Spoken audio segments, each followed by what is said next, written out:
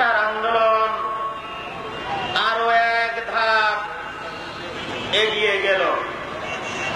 আমি দৃঢ়ভাবে বিশ্বাস করি শহীদ জয়নুল আবেদিনের শাহাদাতের ফলে এই ফার্ম গেট, এই তেজগাঁওয়ে ইসলামী আন্দোলনের ঘাঁটি, ইসলামী আন্দোলনের ভিত্তি আল্লাহর মেহেরবানিতে মজবুত হয়ে গেল।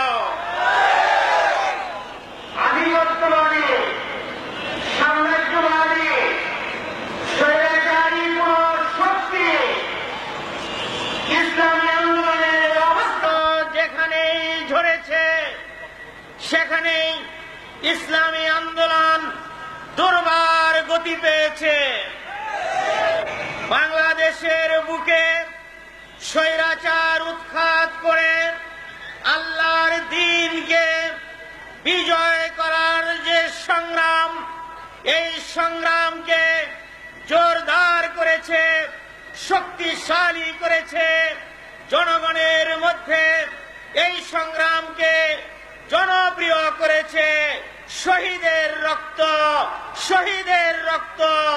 আর শহীদের রক্তের সিঁড়ি বেয়ে অতীতে যুগে যুগে আল্লাহর দ্বীনের আন্দোলন বিজয়ী হয়েছে।